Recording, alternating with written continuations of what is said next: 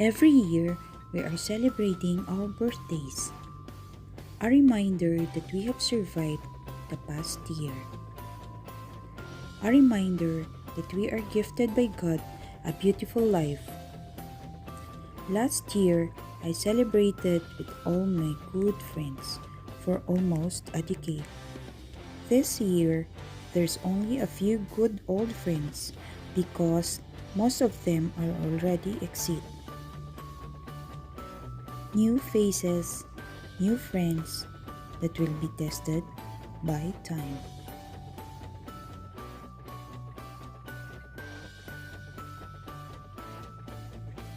Most of us have birthday wishes, but on my part, it's not a wish, but a hope.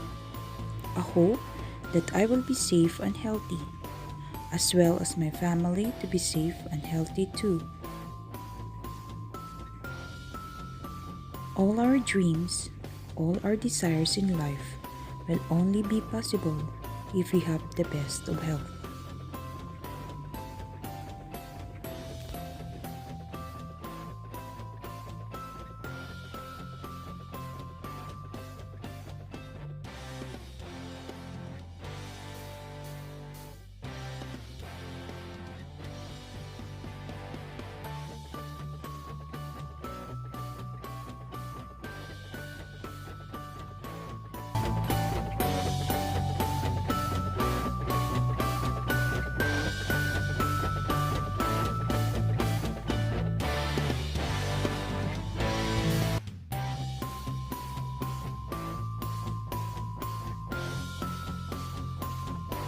Happy birthday to you.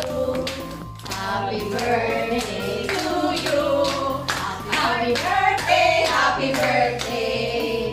Happy birthday to you. How old are you now?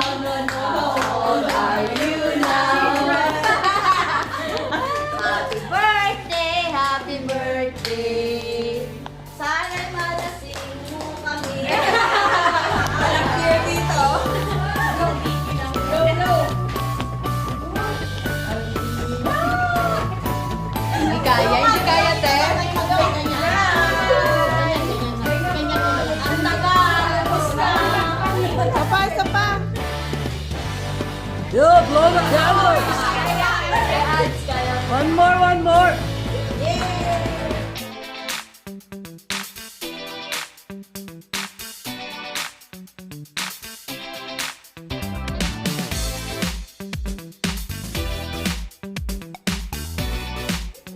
Lapang time.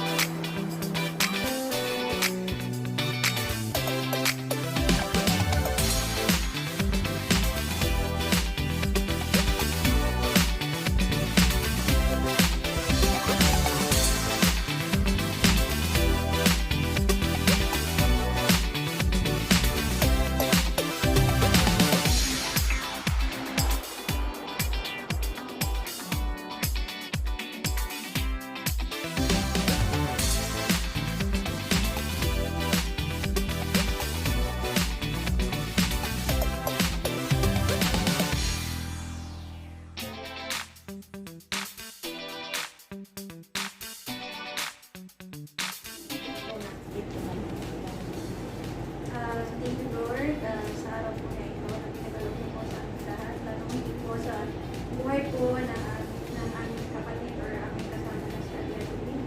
Lord, please po, ipagkaloob niyo po ang lahat ng kaibigan at ninanais niya sa kanyang buhay at sa kanyang pamilya. Gayon din po sa lahat po ng mga nanay na nandito po ngayon. Bless them, Lord, on this special day. At sana po sa lahat ng mga nag-prepare ng pagkain na ito, maging para sa maging kalakasan namin lahat.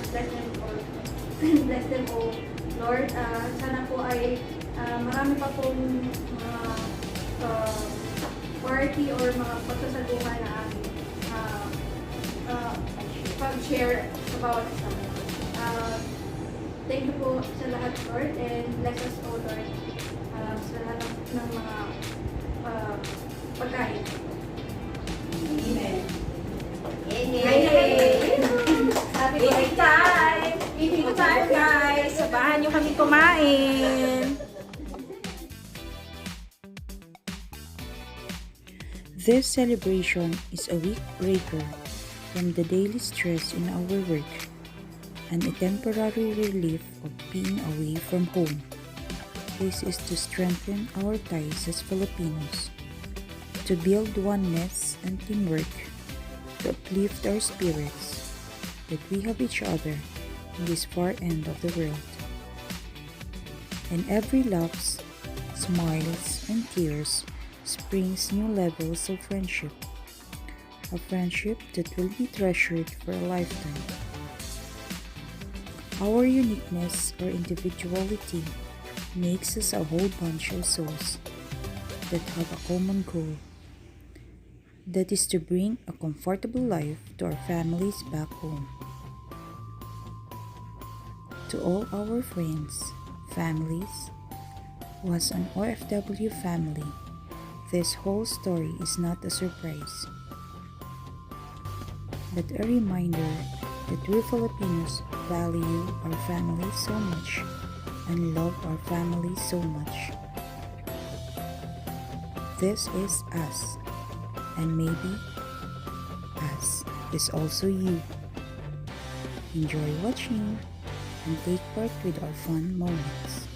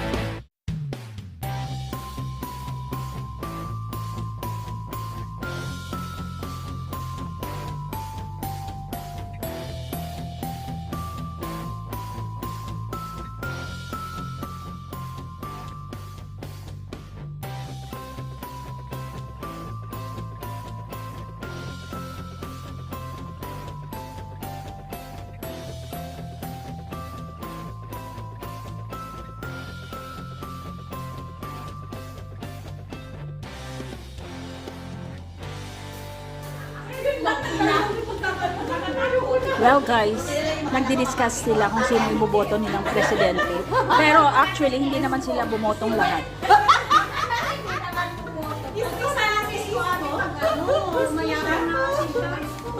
Kapatid ko sabi niya, win or lose, basta mani ako. Sa akin, kung sino Basta win or hindi mo wala ba sa lalo niya ka pala. Yung mga hindi mo kahit talaga. Wala bang fight lang. Walang contribution. Oo, ganun lang. Step na lang. Kayong dalawa lang bumuo. Ako? Ito, mabuto ko. Pwede ka bukas dito. Tapos dalawa lang pala nanalo. Dalawang boto lang pala. Ang kaya ng tao. Boto ka na ngayon. Boto ka sa kanya nanalo. Kaya dalawa lang sa team.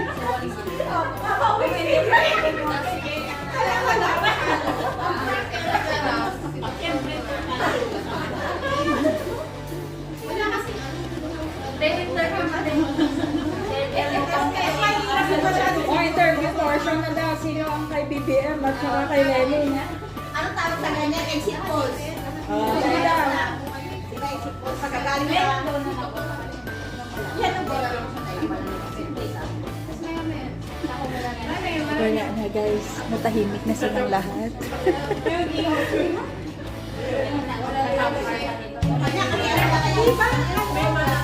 Di ba ganito si Lenny? Di ba ganito?